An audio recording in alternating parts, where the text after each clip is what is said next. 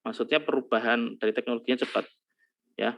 Kita nggak bisa membatasi pengguna itu harus memiliki satu teknologi untuk untuk mengakses aplikasi kita. Ya, jadi ya terserah mereka mau pakai teknologi mana, gitu ya. Kemudian banyaknya teknologi. Jadi selain juga evolusi teknologi, perubahan teknologi yang cepat, juga banyaknya teknologi. Ya, contoh misalkan aplikasi web ini kita buat aplikasi web ini misalkan, ini ya. Nah, misalkan yang ini pengunjung ini, nah itu pakai smartphone misalkan. Nah, yang ini pakai laptop, yang ini pakai tablet, yang ini pakai komputer, ya. Nah, banyaknya teknologi juga mempengaruhi. Dan juga evolusi teknologinya, ya evolusi teknologinya. Smartphone misalnya smartphone versi berapa? Smartphone jadul atau smartphone sekarang dan sebagainya itu kan juga mempengaruhi. Yang ketiga, kemudahan dalam penulisan HTML, ya. Jadi kadangkala kode HTML itu tiap user ini pengguna itu juga beda-beda responnya. Terakhir, toleransi browser itu juga berkaitan dengan nomor 3 ini. Toleransi browser ini berkaitan nomor 3. Jadi beberapa browser itu kadang merespon kode HTML secara berbeda. Misalkan Chrome dan juga Mozilla. Ya, saya pernah nyoba ini, ya. Kode HTML-nya itu kadangkala Chrome itu ya, kadangkala kemarin saya nyoba dia tidak bisa menampilkan icon. Kadangkala tidak bisa menampilkan icon. Sedangkan di Mozilla itu bisa. Itu kan perbedaan toleransi. Ya, seperti itu.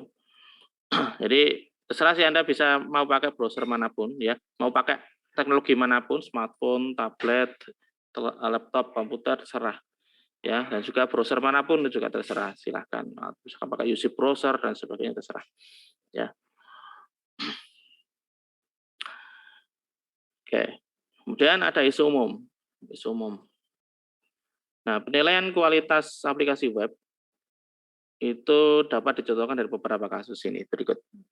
Yang pertama adalah contoh kasus pertama ini, dia dievaluasi oleh kelompok spesialis atau kelompok seperti yang saya sebutkan tadi, internal. Yang menerapkan pengalamannya untuk evaluasi mandiri. Evaluasi mandiri di sini, saya garis bawahi, evaluasi mandiri adalah evaluasi yang dia lakukan untuk menilai aplikasinya dirinya sendiri, aplikasi yang dia buat. Makanya di sini saya sebutnya internal. Nah, tadi internal apa saja? Pengembang dan juga manajer. Ya. Mereka akan melakukan evaluasi mandiri mesti. Itu saja misalkan Anda nanti kalau TA ya, Anda TA itu nanti Anda akan tetap melakukan contoh kasus pertama ini. Jadi evaluasi mandiri dan juga evaluasi keluar atau eksternal. Kalau ini internal ya, evaluasi internal dan ini evaluasi eksternal. Nah, evaluasi internal itu nanti Anda ngapain? Anda adalah menguji sistem Anda sendiri dengan misalkan apa? Misalkan adalah menyamakan desain yang Anda buat, misalkan dengan kodenya, ya, dengan kodenya. Kemudian menyamakan programnya nanti dengan skenario testing dan sebagainya. Itu adalah evaluasi mandiri. Nah, testingnya biasanya pakainya apa? Seperti yang kita bahas di RPL itu pakainya white box, ya. Nah, white box itu mengevaluasi untuk mandiri, ya. Biasanya dia ke fungsinya. Kemudian untuk evaluasi eksternal biasanya ke pengguna. Contoh kasus kedua ini. Dia ke kelompok dengan latar belakang berbeda. Ya. Dia pakainya eksternal nih. Eksternal. Ya, eksternal. Nah, eksternal biasanya ke pengguna. Nah, pengguna ini tapi jangan ini ya. Jangan sembarangan ini ya pengguna ya. Jadi pada saat Anda TA nanti, jangan sembarangan mengevaluasi ke pengguna yang random. Jangan. Ya. Maksudnya gimana? Contoh misalkan Anda membuat sistem operasi perpus ya. Kalau internalnya ini itu kan Anda sendiri nanti. Anda sebagai pengembang, Anda sebagai yang melakukan tugas akhir membuat program dan internalnya mesti Anda sendiri. Tapi eksternalnya adalah kan pengguna tuh. Pengguna kan. Nah, penggunanya siapa saja? Nggak boleh sembarangan nanti. Misalkan Anda buat simulasi propus di PNC. Nah, penggunanya siapa aja menurut Anda? Ada yang tahu penggunanya? Ya, mahasiswanya. Mahasiswa. Oke, mahasiswa. Terus? Ngurus perpus. Petugas ya, pengurus. Terus? Dosen dan pegawai. Ya. Gini ya, terutama 3 ini ya. Nah, ini penggunanya adalah mahasiswa, petugas, dan dosen atau pegawai. Nah, jadi nggak boleh sembarangan. Jadi misalkan Anda buat simulasi perpus PNC, kemudian Anda evaluasi pengguna masyarakat umum, ya nggak bisa. Ya, karena apa? Karena masyarakat umum itu tidak berhak untuk mengakses sistem perpus yang nanti Anda buat. Karena ini kan lingkupnya di PNC. Toh. Nah, di PNC itu kan adanya mahasiswa, petugas, dan dosen atau pegawai. Sehingga di sini itu tidak boleh sembarangan. Contoh lain misalkan Anda buat sistem informasi penjualan di toko misalkan. Nah, penggunanya siapa aja? Yaitu mesti pembeli. Jelas. Kemudian kasir juga bisa. Kemudian pemilik toko. Ya. Jadi nggak bisa misalkan yang bukan konsumen yang bukan customer sana, pembeli sana, atau Anda misalkan lagi di jalan kemudian Anda mintai misalkan evaluasi sistem Anda ya nggak bisa. Ya, nggak bisa. Atau misalkan teman Anda minta ya ini aja lah evaluasi aja juga nggak bisa. Karena bukan sasarannya, bukan sasaran penggunanya. Karena penggunanya adalah dia pembeli, kasir, dan pemilik. Gitu ya. Nah, pembeli misalkan Anda nanti ada pembeli datang di toko itu, ya Anda bisa minta ujinya, bisa minta evaluasinya terhadap sistem Anda. Kasir jelas kasir ya yang melayani pembeli. Pemilik ya pemiliknya toko itu juga bisa. Nah, seperti itu ya. Jadi nanti ketika di TA nanti pengujiannya itu ada 2, pengujian internal, yaitu ini dilakoni dengan contoh kasus pertama ini, dengan kelompok spesialis. Nah, nanti Anda menjadi spesialis ini, ya. Kemudian contoh kasus kedua adalah kelompok dengan latar belakang berbeda, yaitu adalah pengguna atau user dari sistem. Oke. Nah, kemudian hingga sekarang peningkatan web menentukan kebutuhan kriteria pengukuran untuk evaluasi aspek. Nah, tujuannya tadi apa? Tujuan evaluasi adalah untuk membuat situs web itu menjadi lebih berguna, lebih menguntungkan, disukai, dan mudah diakses. Nah, di sini ya membuat situs web lebih berguna, menguntungkan, disukai, dan mudah diakses itu tadi itu melalui apa? Melalui evaluasi. Baik secara internal maupun eksternal. Secara internal, misalkan nanti Anda misalkan ya, Anda sebagai pengembang ternyata ada menemukan kesalahan di di sistem Anda. Itu kan juga masukan bagi Anda sendiri, masukan bagi Anda sendiri sebagai pengembang untuk memperbaiki bagian itu, ya. Ya misalkan ada kesalahan, kodenya itu ternyata salah dan sebagainya. Desain implementasinya ternyata berbeda dengan desainnya, maka harus diperbaiki kemudian dibetulkan. Kemudian dari pihak eksternal, yaitu sebagai usernya, ya user atau pengguna, ini juga sangat penting. Makanya di setiap sistem, kalau Anda lihat di Google Play, Google Play itu kan ada komentar-komentar itu kan. Paham nggak? Komentar itu loh. Terus ada bintang itu loh. Berapa bintangnya dan sebagainya itu. Pas Anda mau download suatu app, kan ada komentarnya itu. Nah, itu sebenarnya masukan dari pengguna itu. Dari situ kan kita bisa lihat, oh kualitas dari app itu berapa sih? Recommended atau tidak sih dan sebagainya. Semakin kecil ya nggak recommended, semakin banyak oke juga recommended. Makanya itu adalah evaluasi dari pengguna. Itu sangat penting ini. Ya. Nah, tujuannya apa? Tujuannya membuat situs web menjadi lebih berguna ya. Yang tadinya sudah berguna tapi menjadi lebih berguna, lebih menguntungkan, lebih disukai dan lebih mudah diakses. Nah, jadi tujuannya evaluasi kualitas web, ya, aplikasi web, app web adalah membuat situs web menjadi lebih berguna, menguntungkan, disukai, dan lebih mudah diakses. Oke, sampai sini ada pertanyaan dulu?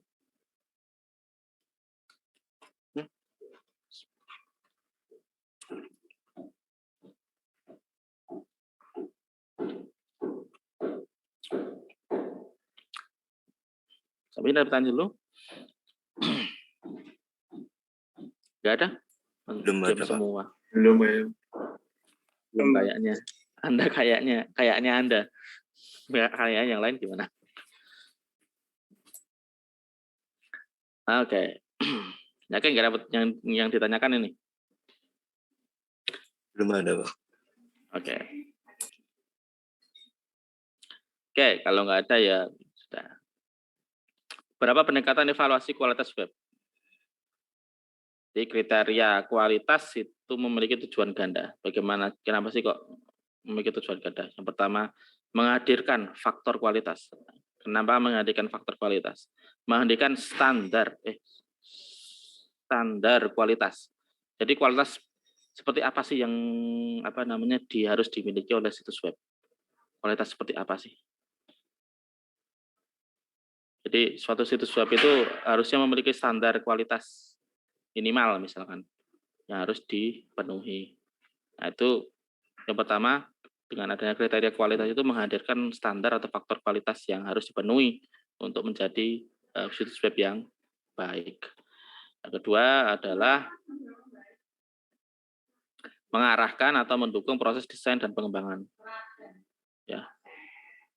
Jadi dengan adanya perbaikan kualitas atau adanya kriteria kualitas, maka kita tahu desain yang terbaik itu seperti apa, pengembangannya baik itu seperti apa, dan sebagainya. Itu ya. Jadi ada beberapa pendekatan evaluasi kualitas. Oke, kita lanjut.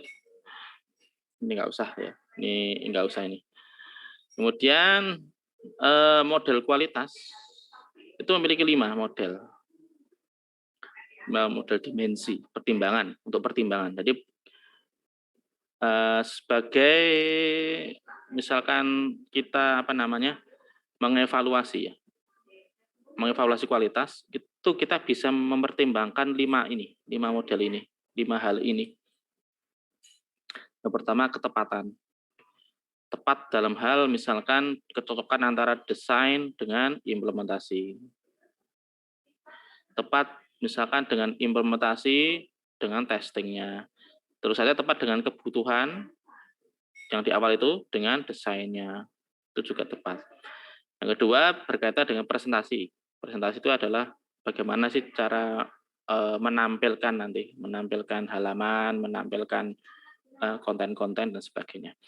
Kemudian kontennya sendiri, isi dari yang harus ditampilkan itu. Kontennya seperti apa aja, kualitas kontennya seperti apa aja, jenis kontennya seperti apa aja. Kemudian navigasi itu berkaitan dengan menu. Jadi kalau Anda itu menu ya, di kiri kalau di website itu biasanya di atas itu loh. Ya. Home dan sebagainya itu adalah navigasi. Sekarang menu, ya, seberapa komplit menunya, seberapa transparan menunya dan sebagainya. Kemudian interaksi, ya, berkaitan dengan interaksi sistem dengan pengguna. Apakah ada interaksi dengan sistem dan pengguna? Bagaimana interaksinya dan sebagainya. Nah, ini ada 5 ya, berarti ketepatan, presentasi, konten, navigasi, dan interaksi. Dari kelima ini, ketepatan itu ada di aspek internal. Jadi ketepatan ini, itu dia di aspek internal. Jadi yang nguji itu adalah internal. Tadi pengembang dan manajernya. Ya, pengembang dan manajer. Ketepatan ini tadi berkaitan dengan ketepatan kebutuhan yang kita dapat di analisis kebutuhan dengan desainnya, ketepatan desain dengan implementasinya, misalnya kodenya, ketepatan implementasi dengan testingnya, ya, dan juga misalnya ketepatan biaya, ketepatan jadwal, ya, jadwal proyek, biaya proyek dan sebagainya. Nah, ini adalah ketepatan itu internal. Sedangkan yang lainnya, presentasi, konten, navigasi, internal, interaksi dan sebagainya itu adalah eksternal. Ya, eksternal. Eksternal maksudnya adalah dari segi pengguna. Ya, dari segi pengguna itu berarti bisa mempertimbangkan kualitas dari suatu aplikasi web itu berdasarkan ini, presentasinya, kontennya, navigasinya, dan interaksinya. Ya, misalkan Anda sebagai pengguna SIM, misalkan SIM PNC, maka Anda bisa memperhitungkan presentasinya sih bagus atau enggak sih? Ya. Kontennya bagus atau enggak sih? Navigasinya bagus apa enggak sih? Interaksinya bagus apa enggak sih? Contoh misalkan, saya ingin Anda menilai nih, wes, website PNC sebagai pengguna. Presentasinya bagus atau enggak? Bagus, Pak. Bagus ya. Hmm. Saya aja yang buat itu jelek ya, ngambek jelek. Oke lah, ya itu ya. Kemudian kontennya, apa saja konten yang seharusnya ditampilkan menurut Anda?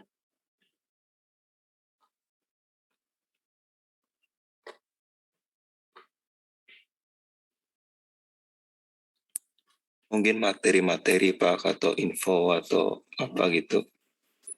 Kalau materi sih di e-learning, Mas. Iya, berarti Di info-info, Pak. website ya. Info-info dari PNC atau Oke, ada apa gitu. oke. Kemudian kontennya bentuknya apa? Tulisan atau gambar atau video? Sing enak. Tulisan paling, Pak, tulisan. Ketiganya, Pak. Iya, campur, Pak. Mix. Campur ya. Iya. Oke. Kemudian dari segi navigasi, menurut Anda menunya itu yang ditampilkan menunya komplit atau enggak? Atau ada yang kurang?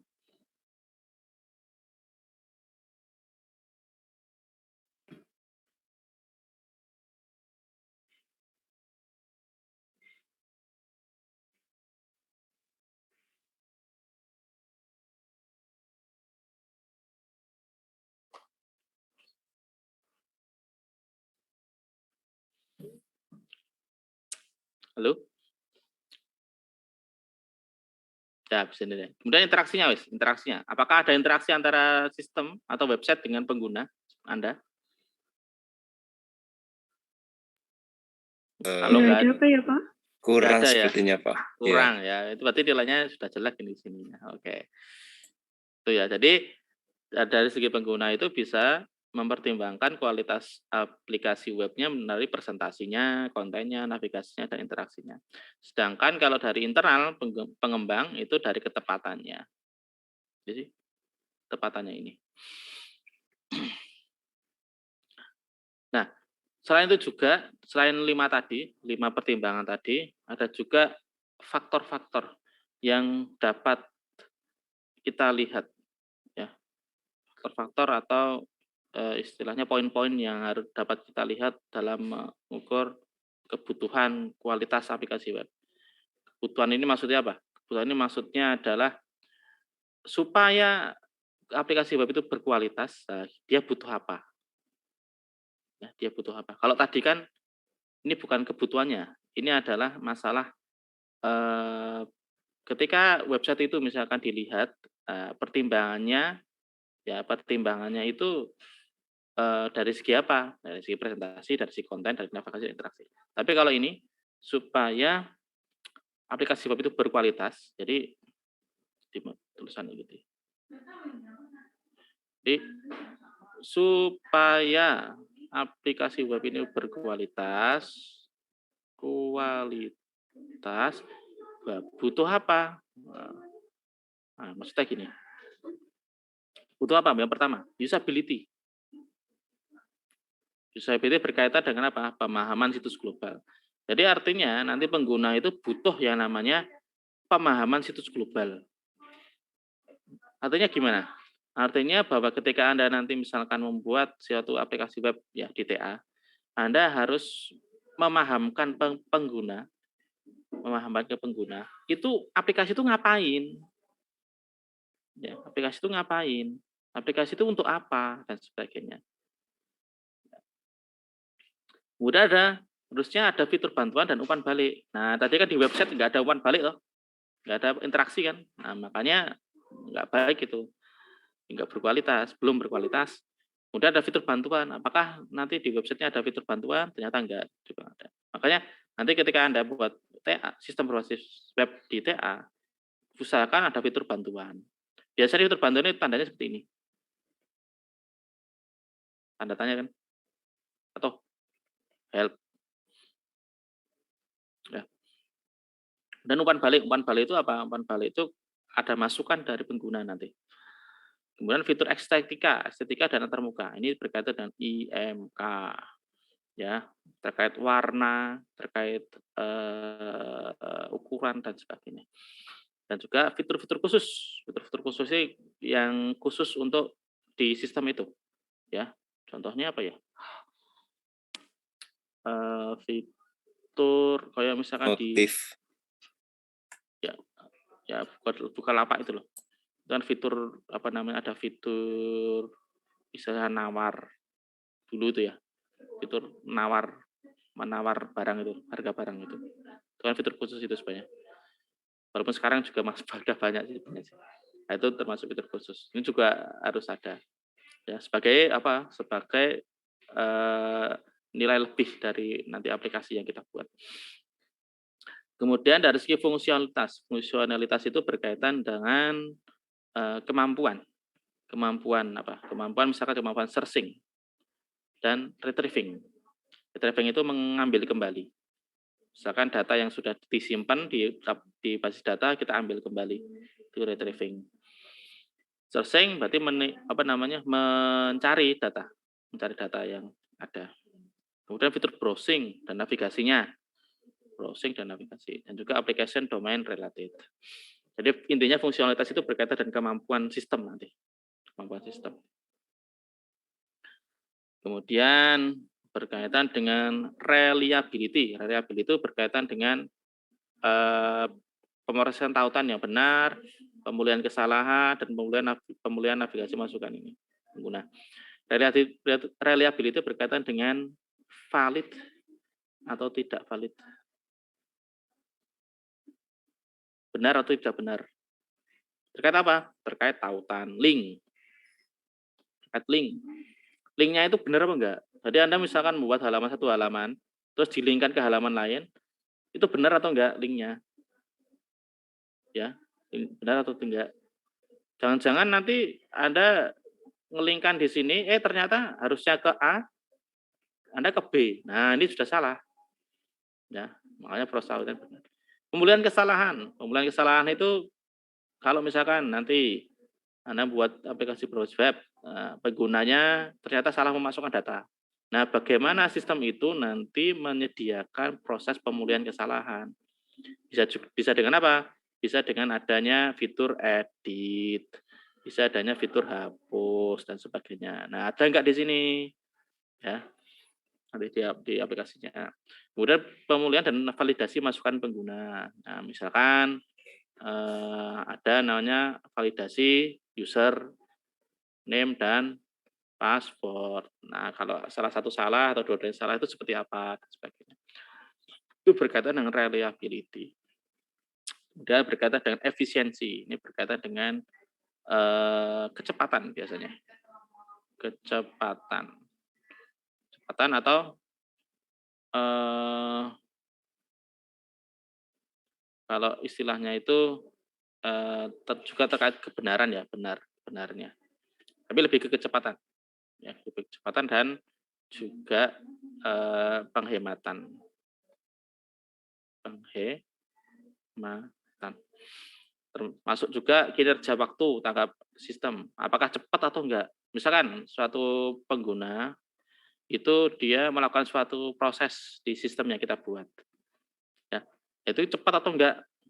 Kalau cepat berarti bagus efisiensinya, kalau enggak ya berarti harus diperbaiki lagi. Kemudian kecepatan generalisasi halaman ini salah. Itu berkaitan dengan kecepatan misalkan Anda tadi ya ngelingkan ke sini ke A. Nah, A ini menampilkannya cepat atau enggak?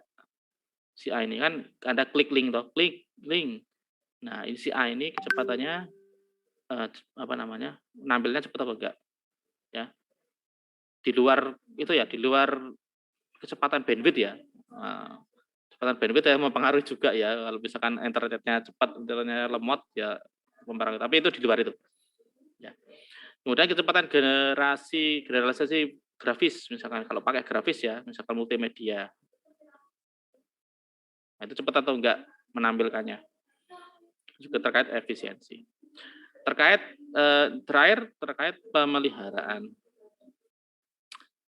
Apakah sistem yang kita buat ini mudah untuk dalam pengoreksian, misalkan ada kesalahan dan sebagainya. Kemudian adaptability berkaitan dengan nanti bisa diterapkan ke berbagai hardware misalkan, ya, atau misalkan bisa diterapkan ke berbagai OS dan sebagainya, itu juga adaptability.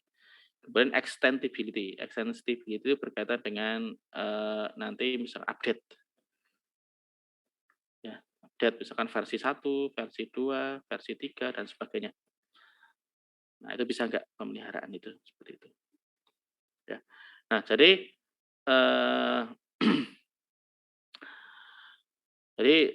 aplikasi web supaya aplikasi web itu berkualitas maka butuh yang ini 5 ini. Usability-nya ya, berkaitan dengan usability-nya harus ini diperhatikan. Berkaitan dengan fungsionalitasnya juga harus diperhatikan ini. Berkaitan dengan fungsi ya, terutama dengan fungsi sistem. Berkaitan dengan reliability ya, proses benar atau salahnya sistem. Efisiensi, proses penghematan atau kecepatan sistem dan juga pemeliharaannya itu bisa atau enggak. Oke, sampai sini dapatkan dulu.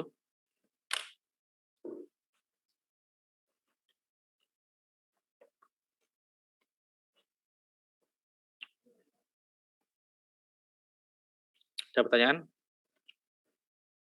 Mohon maaf Pak, tadi saya kurang paham sedikit yang application domain related itu gimana ya Pak tadi?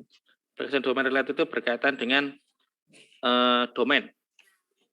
Ya, kayak misalkan relasi domain. Contohnya gini loh. Kalau misalkan domain itu kan berkaitan dengan alamat ya. Yeah. Ya, alamat kayak misalkan www. apa itu ya. Nah, itu. Makanya harus tepat itu. Relasinya harus tepat. Ya. Ketika misalkan kita memasukkan ke address bar ya. www.apa misalkan. www.facebook.com. Maka ketika kita search, kita enter, maka itu harus benar menampilkan domain itu, menampilkan aplikasi ini. Ya, aplikasi ini punya domain ini, gitu loh. Ya, domain ini untuk aplikasi ini dan sebagainya harus berelasi. Ya, itu Baik, ya. Pak. Itu. Jadi alamatnya seperti itu. Contoh misalkan nanti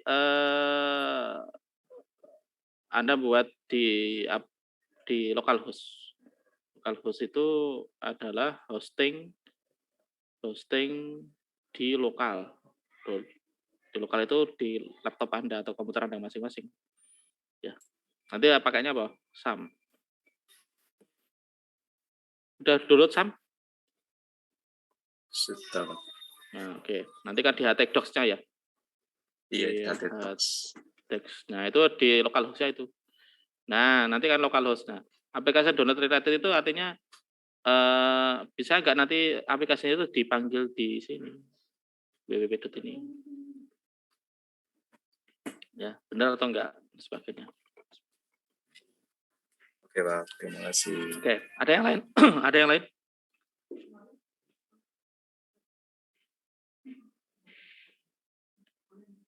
Enggak ada. Lanjutin ya. Oke, pandangan kualitas situs web menurut mesin pencari atau search engine. Ya. Search engine itu banyak ya, eh, Google, terus apa namanya, Yahoo dan sebagainya. Nah, ada beberapa faktor sebagai bahan pertimbangan untuk menentukan baik buruknya kualitas. Ya, sebenarnya tadi itu ya sudah ya, yang inilah. Nah inilah ketepatan presentasi, konten, navigasi, dan interaksi. Ini juga. Tapi secara garis besar ada 3 ini ya. Kecepatan pengunduhan, isinya, kontennya tadi berarti, dan tata letaknya. Tata letaknya tadi ini berkaitan dengan konten ya, jelas. Konten tadi. Tata letak itu berkaitan dengan apa? Presentasi. Presentasi.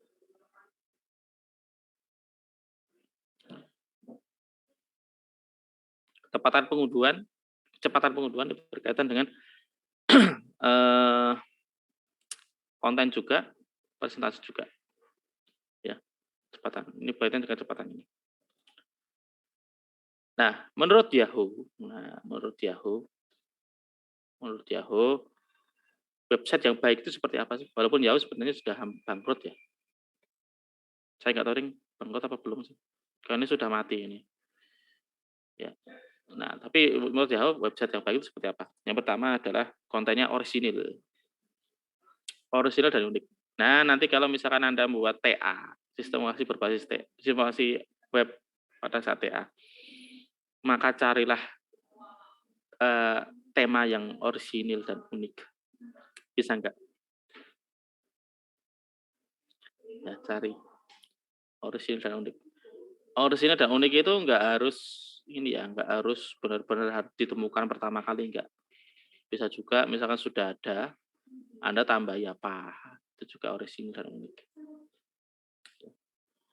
Kemudian yang kedua, halaman yang dirancang khusus untuk pengguna dengan mesin mencari sebagai pertimbangan kedua. Ya. Kemudian ada peranana yang ditujukan untuk membantu orang menemukan konten yang menarik dan pencarian. Ini contohnya Google itu loh. Google itu kan kalau Anda search di ininya, nah itu kan dia menemukan konten yang menarik.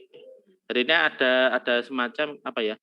Semacam saran atau kalau bahasa Inggrisnya suggestion, saran lah ya, saran misalkan gini, saya ingin mencari misalkan gambar bunga. Nah nanti gambar bunga yang menarik itu di Google itu kan nampil, nah gambar ini yang menarik. Nah, kemudian ada metadata yang akurat. Metadata itu apa? Metadata itu adalah info tentang data. Misalkan dia namanya apa, tanggal berapa diambil, di mana, kemudian siapa yang ngambil, kemudian ukurannya berapa dan sebagainya, itu metadata. Terakhir adalah rancangan web yang baik secara umum. Ya, secara umum itu berarti tadi itu ya, terkait dengan presentasi, terkait dengan kontennya, terkait dengan navigasinya, terkait dengan interaksinya, ya seperti itu. Itu adalah web yang baik. Nah, ini adalah menurut Yahoo ya, menurut Yahoo. Sedangkan yang lain mungkin ada tambahan, misalkan dari Google atau dari mana, itu bisa juga. Silakan Anda cari sendiri. Kemudian pandangan yang buruk, website yang buruk menurut Yahoo juga. Seperti apa? Yang pertama adalah halamannya membahayakan keauratan hasil pencarian. Jadi misalkan Anda cari searching, itu halamannya, hasil yang ditampilkan itu salah. Itu adalah membahayakan keakuratan. Kemudian halamannya berisi konten yang sama. Konten yang sama gimana? Jadi misalkan ada banyak halaman, tapi kontennya sama, A. Ya, padahal judulnya halamannya beda. Ini juga jelek. Ya. Kemudian mengarahkan ke pengguna ke halaman lain. Jadi misalkan dari A ini Anda ada link, ya harusnya ke B, tapi ternyata diarahkan ke C. Nah ini juga sudah salah. Berisi konten nggak berguna, ya berisi konten nggak berguna. Ya intinya adalah kontennya itu menampilkan informasi nggak berguna, nggak sesuai dengan kebutuhan penggunanya. Halaman dengan kuantitas besar yang dibuat secara otomatis tanpa ada pengubahan. Nah, ini biasanya kalau ngopi halaman. Jadi pada saat membuat website itu halaman satu halaman di-copy kabeh. Di-copy terus sampai 10 tanpa ada perubahan. Ya, artinya nanti dia berhubungan dengan nomor 1 ini. Nomor 2 nih, dia berhubungan dengan nomor 2. Fotonya sama. Kemudian penggunaan text link yang disembunyikan. Nah, ya, teks yang disembunyikan. Misalkan ada suatu halaman, linknya itu nggak kelihatan sampai Anda sampai Anda itu hovernya, misalkan kursornya ke link itu, maka terus tampil linknya. Pakai hover ya, hover. Nah, baru kelihatan. Itu juga bisa. Halaman yang memberikan informasi yang berbeda dengan mesin cari. Nah, ini berhubungan nomor 1. Ya, jadi pada saat Anda mencari, itu datanya halamannya memberikan data yang salah. Kemudian pop up berlebih. Nah, ini juga sering ini, pop up berlebih. Pop up berlebih. Jadi misalkan ya mau download file atau mendownload aplikasi. Kemudian ada pop up tring. Nah, contohnya apa? Binomo. Iklan. Kemudian apa? Situs, biasanya situs judi itu juga sering. Oke. Juga situs bla bla bla bla. Ini saya enggak ini. Yang laki-laki pasti itu. Ya. Terakhir halaman yang memberikan penipuan. Nah, penipuan ya. Kadangkala ada pihak yang tidak bertanggung jawab atau pihak yang ingin mencari keuntungan sendiri itu membuat halaman yang persis dengan halaman resmi dari suatu website. Contoh kejadian yang baru-baru ini. pedulilindungi.id. Ini sing asli ya. Yang palsu pedulilindungi.a.com. Ini yang salah. Ya, yang salah. Ingat ya, Anda sudah vaksin itu di pedulilindungi.id. Yang ini. Mau nyari sertifikatnya di situ. Jangan ini. pedulilindungi.a.com ini. Ini salah ini. Dia akan meminta nomor telepon Anda. Nomor telepon Anda, kemudian apa ya? Nick apa ya? Nggak salah. Nomor dan email apa ya? Nick ya? Lupa aku. Nama tuh. Nah, tuh. Biasanya kalau seperti ini nanti dia setelah mendapatkan ID Anda bisa misalkan untuk pinjaman online. Nanti pinjamannya itu ditagihkan ke Anda. Atau bisa untuk apa? Bisa untuk menawarkan jasa misalkan pinjaman online ke Anda. Atau bisa apa? Penyalahgunaan data Anda. Juga bisa itu. Ya. Jadi halaman yang memberikan penipuan. Ya. Nah, ini halaman yang buruk menurut Yahoo. Oke, sampai sini pertanyaan dulu.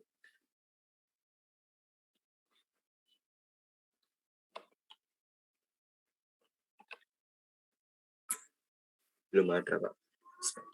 Belum ada? Itu berapa Ya. ya selesai sudah. Referensinya ini ya, Simarmata Jenner Simarmata tahun 2010. Ya. Saya belum menemukan buku yang lain. Oke, kalau nggak ada saya cukupkan sekian. Tugasnya, oh ya, saya share materi juga ya, nanti ya, di grup aja ya. Oke, kita akhiri sampai sini. Oke, Mas Diaudin ada ya? Saya absen lagi. Mas Diaudin? Oke, ya. Saya akhiri, terima kasih. Assalamualaikum warahmatullahi wabarakatuh. Waalaikumsalam warahmatullahi wabarakatuh.